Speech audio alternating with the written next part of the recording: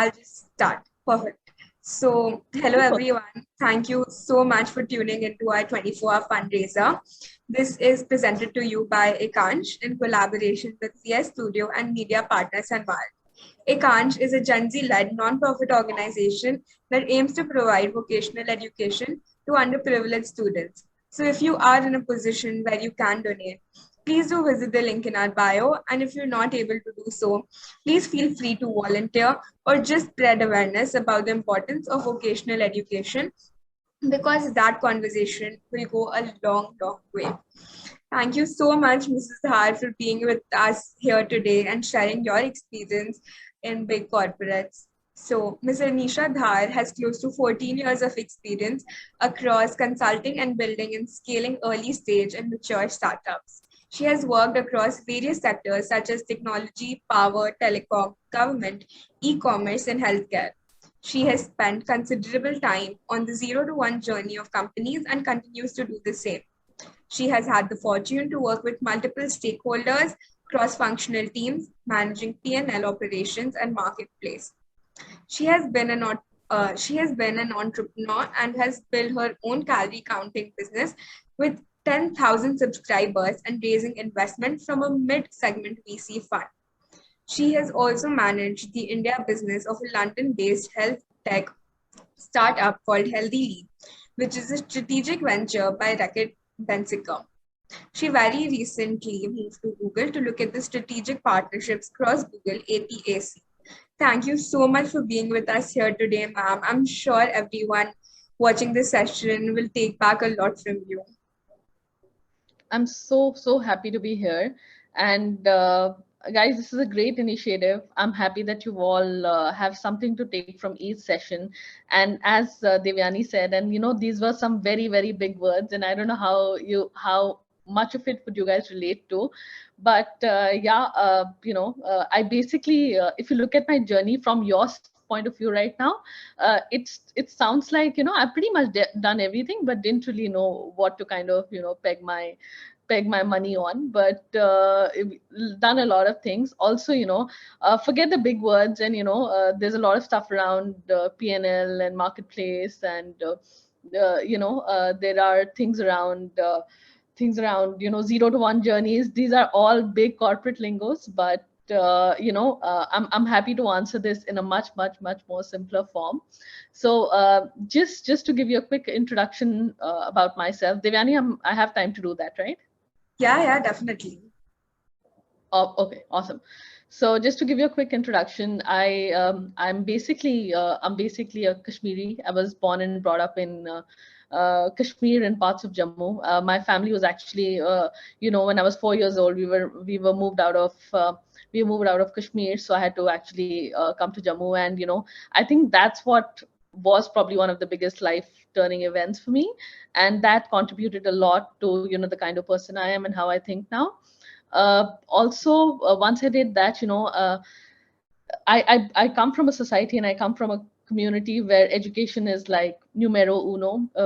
Education is super important. And back then in the day when I was graduating engineering and being a doctor were the things to do. And we weren't as well informed as you guys are now. We didn't really also have so many options to kind of think about. Neither were we so open-minded like you guys are. So I kind of stuck to the path, and I went to the school called DPS Arkepuram in Delhi for my 11th and 12th, and I lived there as a boarder. I was in the hostel for about 2 years. I met some of the smartest people, some of the smartest girls I got to share my dorm with, my rooms with, and there started my journey of preparing for IIT. And I was just watching Kota Factory lately, and I was like, oh my God, this just resonates so much to what all of us go through, right? And yeah, so that journey, and I think that was the toughest part of my life, honestly, because you literally you're struggling, you're competing, there's so many smart people around you, and at that point of time, if I just had the sensibility that I have now, and if I had to kind of talk to myself back then, I would only tell myself that calm down, pace it up, it'll all fall into place. But you know how all of us fight for that, getting into that good college, and so did I. So, I wanted to prepare for IIT. That didn't happen, but I got into a decent college, did my engineering, and after that, did my engineering computer science, and never even coded a single line of any sort of code or program. I passed out of engineering and started my job at Ernst& Young, which was a consulting firm. And at Ernst& Young, I started as a business analyst. And, I just thought that in my head, I just thought that, while I've done coding, but maybe it's the business side of things that I really enjoy and I like. So I started there, but to my misery, the first year I actually spent photocopying documents. So guys, consulting is a fairyland, but the first 2 years you actually get to slog quite a bit. So that's where it started. I spent the next of my 7 years at consulting. After that, the entrepreneur bug kind of caught me, and I really wanted to do something of my own. So I started a food venture. Post that, I launched the Uber Eats business for India, and I'm sure most of you would have ordered from Uber Eats, and I was part of the launch team. I launched the operations in Mumbai, in Delhi, and also launched some strategic initiatives. Post that, I basically headed this business for a London-based startup called the health tech startup called Your MD. It's a Reckitt Benckiser company. Led their business in India and developed a marketplace for them. And thereon, I actually landed my dream job, which was at Google, and I've been here for about almost now 6 months now. Yeah. Wow, that is such an inspiring journey. Just listening to this makes me feel that I can do whatever I want in due time. So thank you so much for that. So I think we should move on to our question and answer round now. Yeah. Perfect. So it would be beyond inspirational for us high school students to listen to 3 stages of your life, beginning from school all the way through college and then landing a job at Google. So we have already heard the first part of the story. So maybe if you could emphasize a little more on the college part, and could you talk about the 3 stages of life and how similar or different they were, and what were your key learnings from each of them? Okay, I don't know if it is the right thing to say, but honestly, when I got into engineering, and as I said that, it was mostly driven by what everyone around me was doing, and I'm hoping, and I'm pretty sure you guys are much more informed than I was. So it was pretty much driven by what everyone around me was doing. Yes, I did have some sort of an interest in engineering, but I didn't really know what to do. And when when I had to take my electives in 11th and 12th, I actually took up science with computers, thinking that this would probably be the right path for me. And believe me not, I think I was a boarder, I was a hostler. There were no fans in the hostel there were no ACs in the hostel at that point of time, and it was peak of Delhi heat. And every time in the morning, the first class I used to have was my computer lab, and when I used to enter that lab, right, I would fall asleep. And by the end of my 11th, I literally failed the subject. And my computer science teacher was like, maybe this is not meant for you. And little did she know that I only was sleeping through the class, right? But that did discourage me. And that did tell me that maybe I'm not meant to do this, right? And so I moved to science with eco. And then I thought that, and I really liked eco, and everything fell into place. I scored good marks as well. After that, I don't know what happened and how, as teenagers, right, we constantly keep changing our mind, we keep getting influenced. And suddenly I wanted to do English honors. And my father was like, what is wrong with you?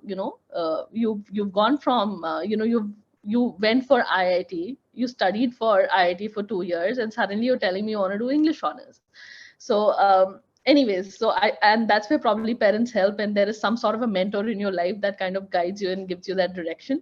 So my father did actually force me to take engineering entrances at that point of time. At that point of time, I was like, why is he even making me do this, right? I felt like such a rebel, like most of us would. And I was like, why am I doing this? But then anyways, I did it, and I took those exams, and I cleared it as well. And guess what was in my fate? I actually, the branch that I landed up taking up was computer science engineering.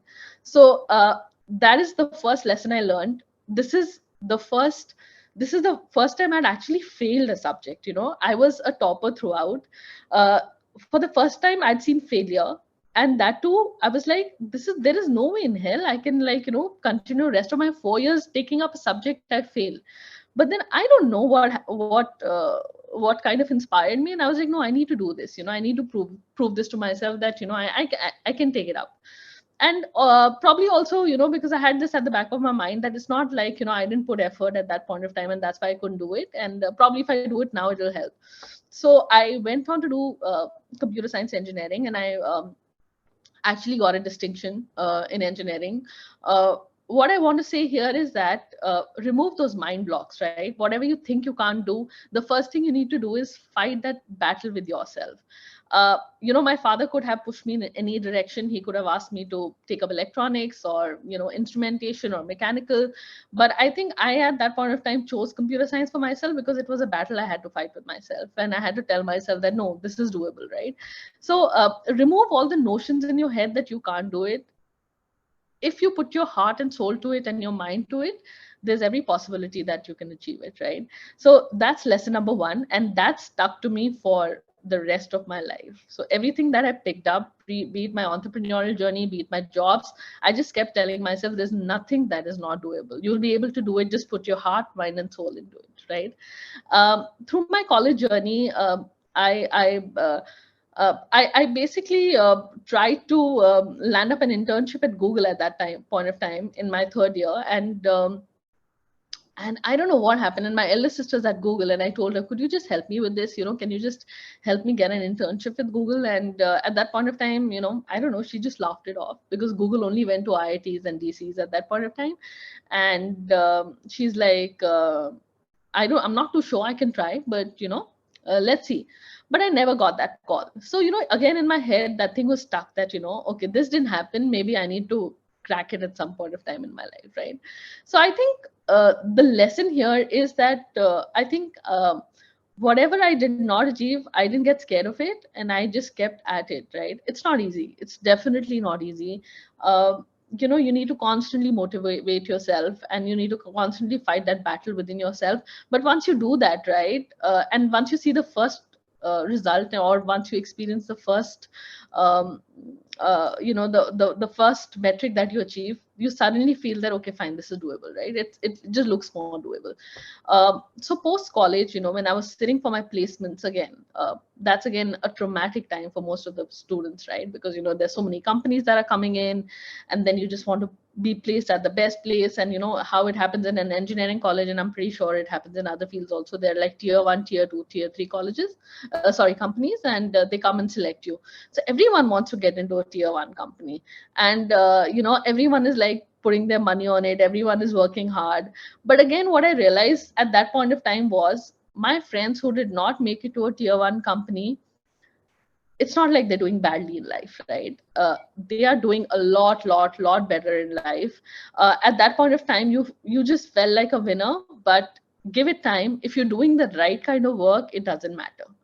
uh, some of my friends, who at that point of time decided to build something on their own, which is a very, very strong decision, because you're right out of college, and you don't know what to do. But some of them who try to do that, and a lot of them are based in the US right now, they're doing phenomenally well. So don't get scared, right? We basically peg these milestones for ourselves, that right now I need to get to step 1, then step 2, then step 3. And somehow it is a stereotype that is defined for us. Don't get bothered by that. It is a stereotype that getting through a tier 1 company is great. But break that stereotype for yourself. It doesn't matter. If you don't get through that tier 1 company, there's something else that is really good that is going to happen to you. So that is again something really, really important, and that is something that I really take back with me. Um, Post that, when I decided not to even join an IT company, and I decided to straight go to Ernst & Young, the biggest battle that I've kind of fought there was, I was right out of college, and the biggest battle that I fought there was engineering. I didn't have a business background. I didn't even know how to read a financial statement, right? I didn't even know what profit and loss was. I didn't have accounts. I didn't have business standards. So I didn't know what all of that was. So I actually learned everything on the job. So if you can be an engineer today, but you can be something else tomorrow. So don't let your education define what you want to be. if you feel inspired enough, if you feel that you're passionate about something else, just go for it. You could be anything right now, but you could be someone else 10 years later. So don't get bound by what you do, what you've studied, sorry. Definitely. I think that is such a great life mantra. I feel as shown in quota factories, where people tend to get extremely disappointed and may take the wrong actions when they get rejected or they are put through failure. But I think an important giveaway from this is to have faith and move on, because something else is destined for you and you need to work hard for that. And I think your story is such a great example of that. So moving on to our next question. So you were an entrepreneur and you started your own company, Autonomous. So what was your motivation behind the same, and how did you build the company from scratch? Again, I think, I just wanted to do something of my own. I come from a background and a family where everyone's been a professional. I didn't even have anyone close to me or around me who was into a business or running their own setup, right? And I absolutely had no idea how this works. And this was something that there was this innate urge to kind of do this. And I was constantly looking for ideas that, what do I want to do? What is it that I'm really interested in? So, I finally kind of got down to two ideas. And obviously, this is once I was kind of financially slightly stable, where I could kind of afford to invest money in a company. This is also where I had a substantial bit of an experience. I basically started my entrepreneurship stint after 7 years of working. And people can choose to do it right away, right after college, or not even. I mean, look at you. You're doing it so early in your life, and people can do it whenever. But in my head, this is what I thought would be the right journey. Might not be the same for anyone else, right?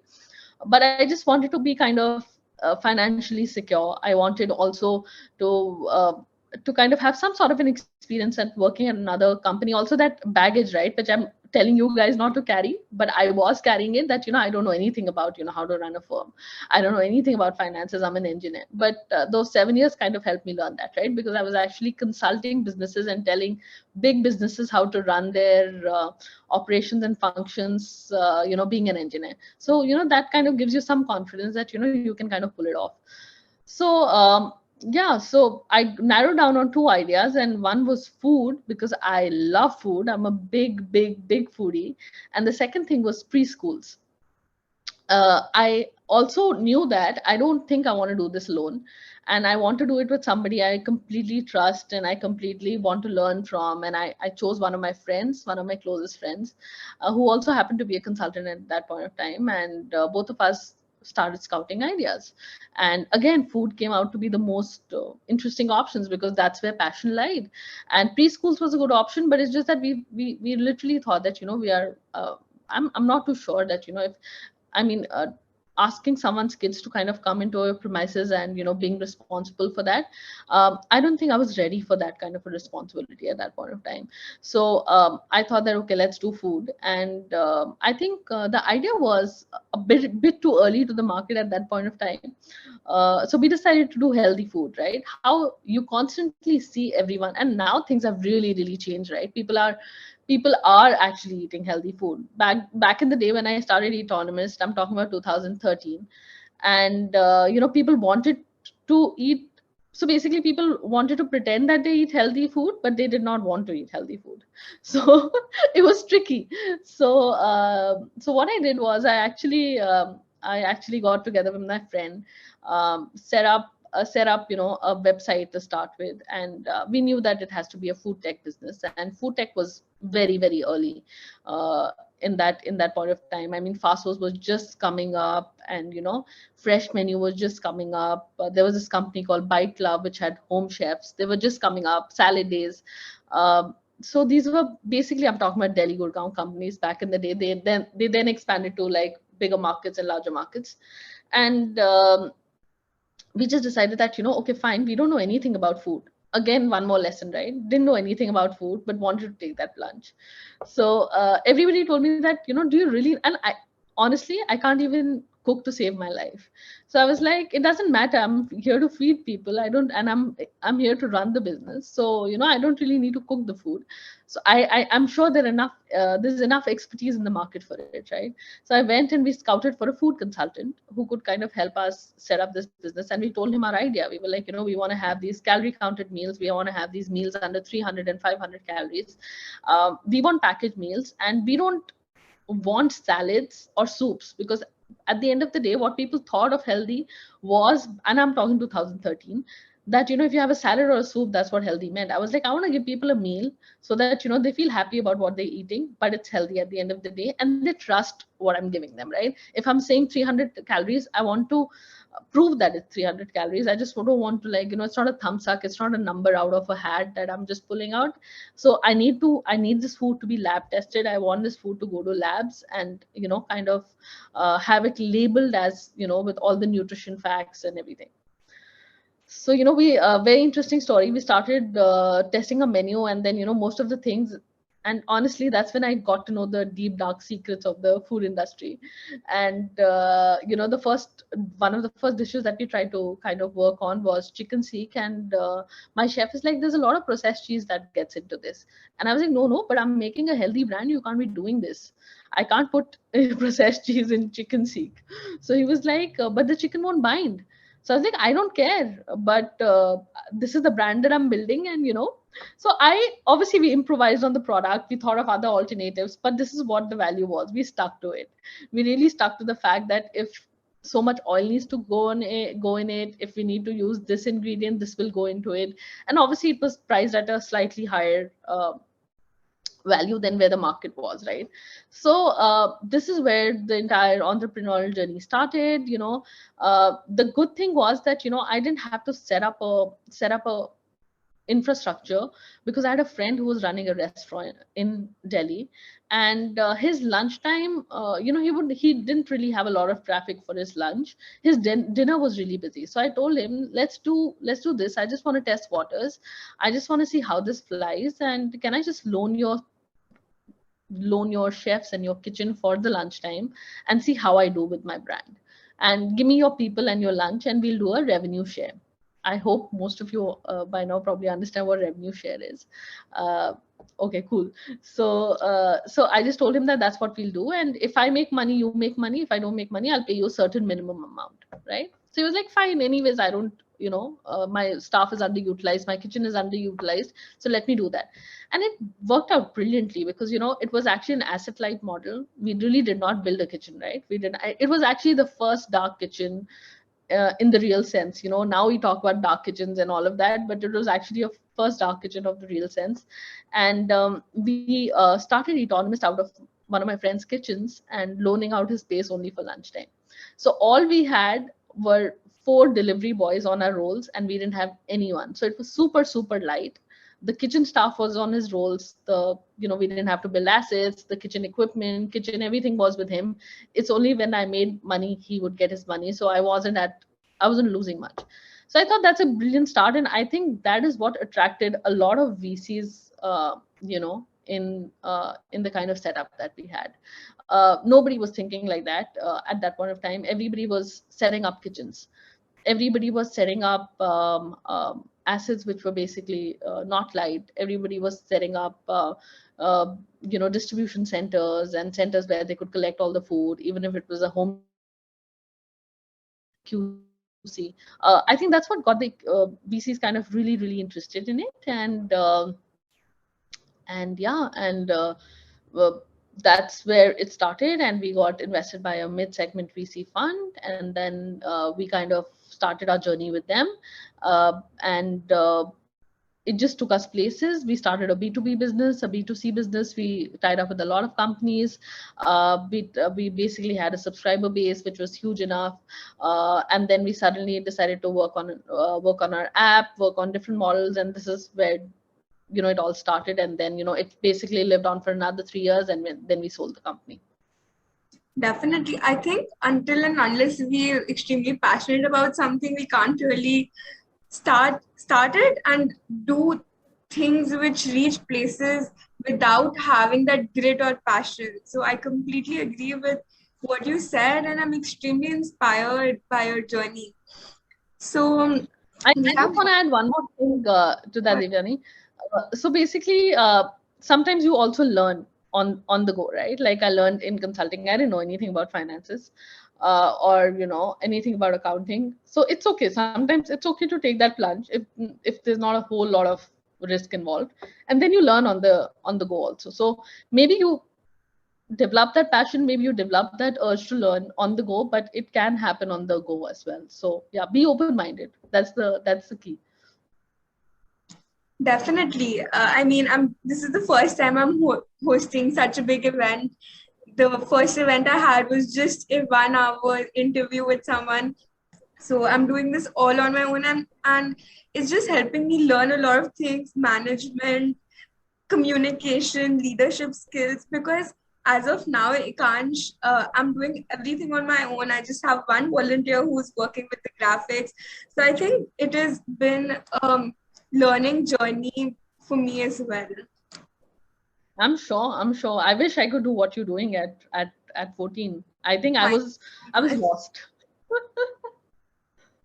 So we have one question in the chat box. It is, how can someone with a commerce background get into Google?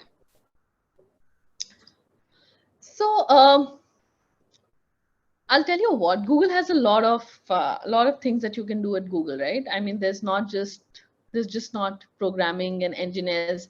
There are a lot of functions to the business. There is a full-fledged PR team. There's a full-fledged marketing team. There's a full-fledged finance team. There's a legal team. There's a tax team.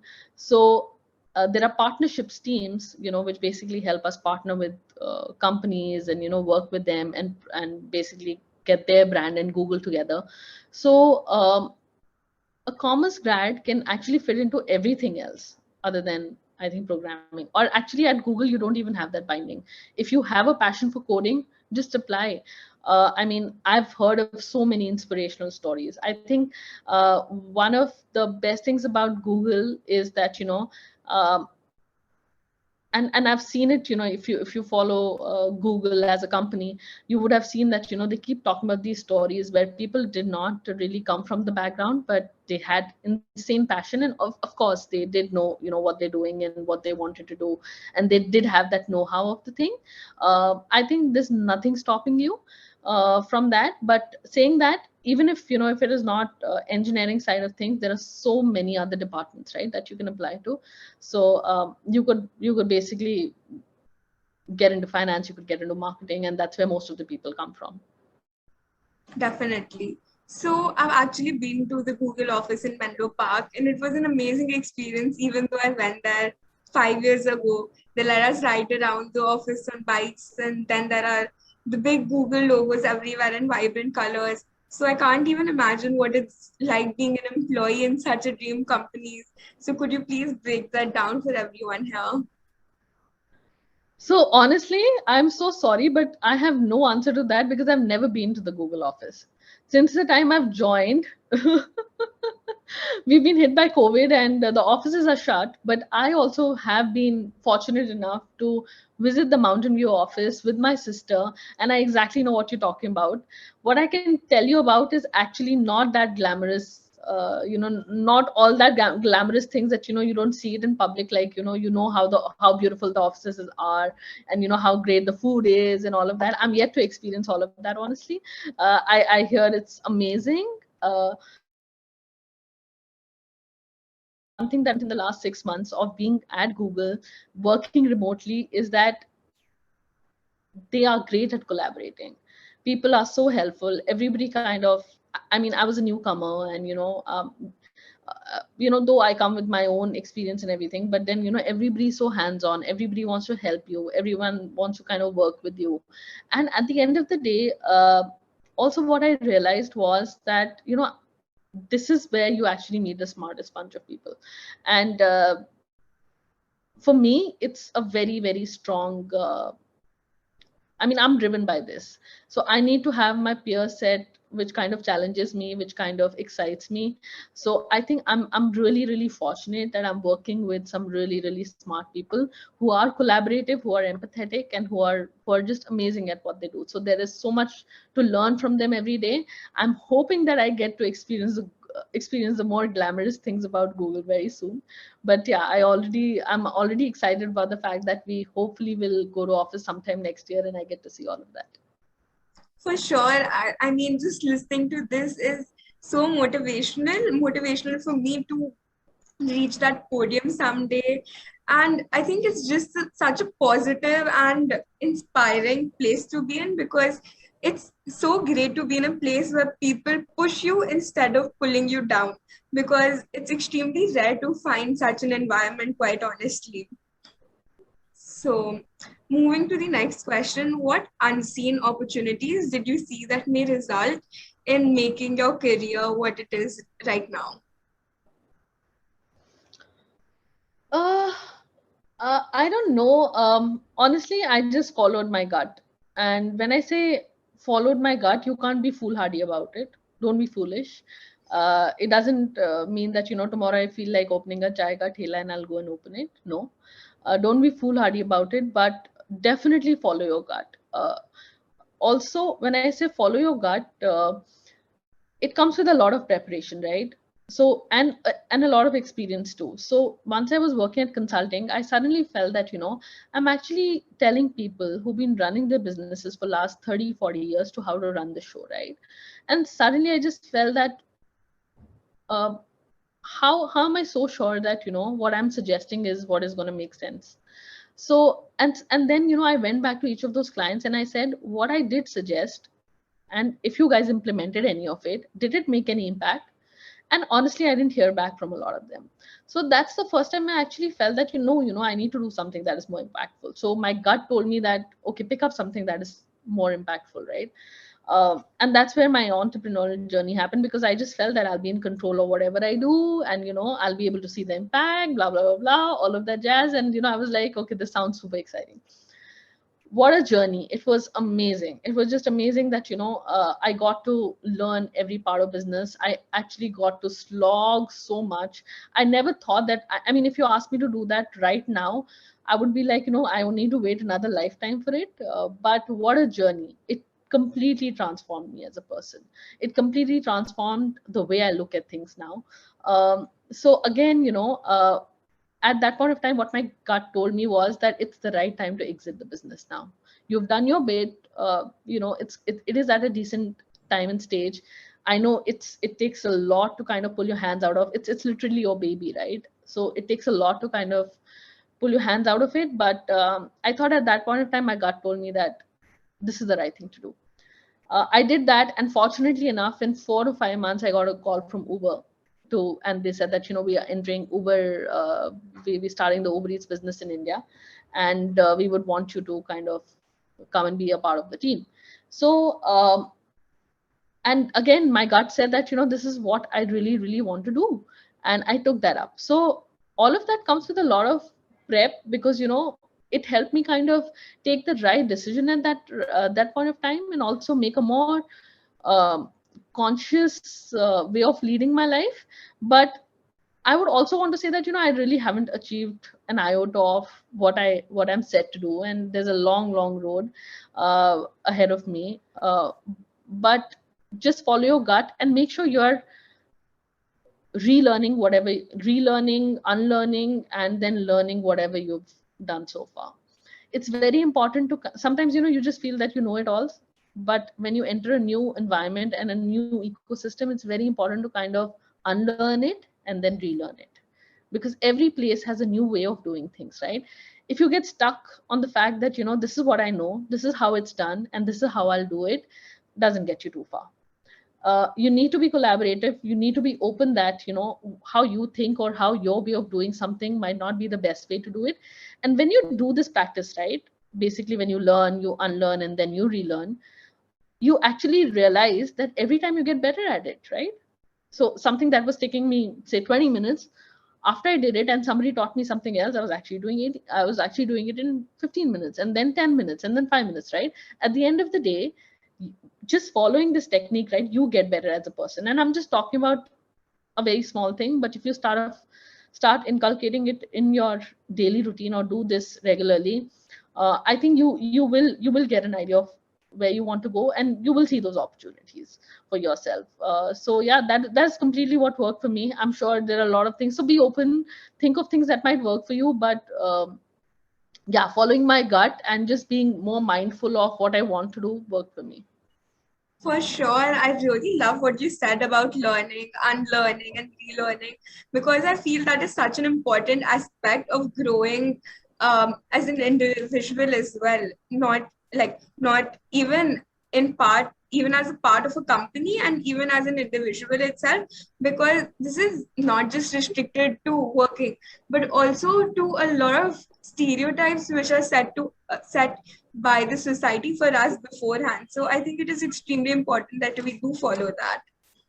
So moving on to the next question, what aspects of your job do you find the most rewarding and most challenging? And anything you wish you had known when you had started out in this field? Oh, actually, the things that I find most challenging are the most rewarding, honestly. And that's true, right? I mean, what you think is the most challenging, and when you try to do it, it turns out to be the most rewarding, because again, you start feeling that, this is something that I wasn't able to do, but when you do it, it's just a very good feel good factor, right? um, so I think what I love about my job right now is, every day is a new challenge, honestly. And I'm actually doing something I've never done before. And I wish Google let me talk more about it, but I don't think I'll be able to. But I absolutely love the challenges. I absolutely love the fact that I get to work with some of the smartest people around, and that's what keeps me on my toes as well, right? Because you get challenged at the same time that, this is such a smart way of thinking about this problem, right? And suddenly you want to improve on that problem, and you build on that problem. So, and once you are able to kind of do more about it, then it becomes rewarding, right? You get excited about what you've done. So I think the fact that it energizes me every day. There is a new challenge almost every day that I'm facing. Also, in my role, I get to kind of meet every team at Google. So I literally get to talk to finance, I get to talk to tax, I get to talk to product, partnerships, sales, literally everyone, strategy. So what is exciting is that I get to know what they're doing, and that kind of really inspires me, that what great ideas, and what a great story that they're building on. And at the end of the day, all of this also comes with with their own challenges, because the challenges that you face with the finance team versus the challenges that you face with the sales team are very different. So I get to address all of that, and just managing cross functional stakeholders is very challenging. But when you see a product or a project kind of reaching fruition, then you feel excited, and that is rewarding. For sure, I think meeting different people from different walks of life is inspirational and motivational in its own way. And I'm so glad I'm getting the opportunity to do that at such a young age right now through Ekansh, through these fundraisers. So I'm extremely grateful for that as well. So our next question is, could you please briefly explain the interview process you had to go through during your placement at Google? So basically, it's all available in public domain, and Google basically has these, and even if you just Google, Google interview process, and you'll actually see these four things that are important at Google. One is your leadership ability, one is your cognitive ability, one is your role related knowledge, which is basically how well do you know the role that you're applying to, or how well do you know your job. And the fourth is googliness, which is super interesting, right? Nobody knows what that really means, but I think what it meant for me was just be yourself, just be authentic, and uh, just say or do what you feel, and that's my definition of it. That's what I felt I did through my interviews. And it's not just about being authentic in your interviews, or how it helped me at Google, but in general, that's something that I follow very, very strongly, because when you are an authentic person, the other person kind of reads it, they trust you more, and trust is a very, very big part of how you build your network and your relationships. So yeah, those are the four things. Googliness, I'm sure a lot of people have their own versions of it. My version of it is, I just felt like being authentic. That meant Googliness for me. Definitely. I think something very important is be you, do you. So I think it is extremely important to know your own self before actually trying to venture out into something, because that is when you'll actually know if that thing is meant for you, right? So one last question related to Google. So we've heard of this perfect dreamy life employees at Google have, but as Sundar Pichai has rightly said, if you don't fail sometimes, you're not being ambitious enough. Were there moments in your life where you were down, and how did you bounce back from these rough patches? Uh, I think there are many like these, right? And the common thread that I can see between all of them is having a support system, because and this support system can come from anywhere. This support system can come from your colleagues, it can come from your family, it can come from your friends, it can come from your spouse, anyone, right? But having that support system, having those people who've got your back, is super, super important. And every time you fall, right, you need somebody to kind of talk to you. You need somebody to kind of hold your hand. And maybe you need that for the first couple of times, and the third time you know the drill, right? You know what to do. But I think having a support system is super, super important. I remember when my family moved out of Kashmir, and my parents had literally lost everything that they built, and they were in their mid 40s. I saw them starting life from scratch. And now when I think of it, I don't know how I would feel, because once I enter my 40s, or I'm in my mid 40s, and if I had to give up everything that I had to build, it would be a nightmare. I would be devastated. So I think what is important is that the support system, my family that I had in my life at that point of time, taught me that it's okay to kind of feel this way. It's okay to be sad, it's okay to cry, it's okay to feel that this wasn't fair, but then you get yourself together and build up again, right? And that's what I've always learned, that give yourself that time to kind of uh, just feel what you're going through. If you want to cry, if you want to talk to somebody, do that, whatever is your mechanism and whatever works for you, right, to feel better. But then after a couple of days, or a month, or 5 months, or a year, whatever time period you want to take, get into that action mode, right? Then you need to have a plan, that what do I need to do next. So both things are important. Limiting on it is important, so is having a plan. So have that switch in your head, that okay, fine, I'm done, and 0 to 1, I'm moving now. I need to know what I want to do next. Similarly, when I went to DPS Arkipuram, I literally felt like the dumbest kid in the class. And I'm not kidding, the IIT topper for that year and the AIMS topper for that year came from my class.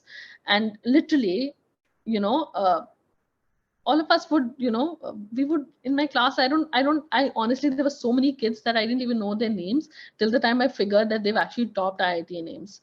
And in my class, I was like, okay, why is this girl asking so many questions, right? Why is this boy asking so many questions? And we would just laugh about it. And at the end of the day, those were the people who kind of made it, right? They were so curious, they were so inquisitive, and they wanted to know more, right?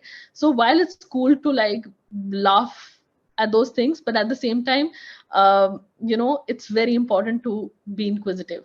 So be mindful that you're not condescending to anyone. Be mindful that everyone has their own journey. Be mindful that everyone has their own challenges. And once you understand that, you understand people better, and it also helps you kind of think better and overcome your challenges. And I honestly felt that at that point of time, because I used to feel so so dumb around all these smart people in the class that it was a coping mechanism. I would just laugh that why is he asking so many questions, right? And probably that's where a mentor kind of comes into play, that I wish that, you know, at that point of time I had somebody in my life who could actually guide me and tell me that, you know, this is what you should be doing and this is how you kind of work around it, right? But again, you know, thankfully once I got into engineering, I again knew that, you know, okay, computer science kind of didn't work for me, but I need to make it work. So I really, really worked hard around it. I remember my first and second semester of engineering, I was just logging. And literally all my friends were like, you know, college is, you know, you're supposed to have fun. And I was like, no, no, this is important because I've failed this subject in 11th and 12th. I can't afford to do that, right? But as I said, just have a game plan. It's really, really important. And you will, right? I mean, I can't really count. I mean, there's so many things where you you fall back upon, and you know, and then you come up. The point is that, you know, be sad, it's okay. If you want to just do something to feel better, listen to a song, go for a movie, take your time, read a book, go for a vacation, do whatever, but have a game plan after that. Have your plan there, what you need to do next. On my first job, I was actually, so there's something, and you guys, I hope, you know, you'll get to know these terminologies once you start working. There's something called as a uh, you know, what is it? I don't know, something around, you know, that it's the lowest rating. You basically get rated every year on how you perform. And there's this lowest rating, you know, where you basically need, I mean, if you don't perform after that, you're chucked out. So at Ernst & Young, my first rating was actually that. And I was devastated. I just did not know what hit me. And I went to my manager and I was like, I have no idea why did I get this? I have no idea. And then she came up with her set of reasons that you didn't do this, blah blah blah. And that's when I asked her that question, that, you know, then why are we discussing it now? I sit right next to you. You could have told this to me every day that, you know, we were working together. Why did we wait for a forum to kind of discuss this? So I think that is also a very, very big lesson that I learned, that tomorrow when I want to be a manager, I don't want to be doing this. You know, I want to tell people and give them feedback constantly, that, you know, so that, you know, we don't need a forum to discuss feedback. So there are a lot of, you know, there are a lot of things that can go wrong, but once you have a game plan and once you know how to deal with them, you'll be fine. Yeah. Definitely. I think we tend to learn more things through experience than we do maybe through, say, textbooks or other institutions. So I think that's a really great thing. So I just have a few questions related to CV now. So I'll start with the first.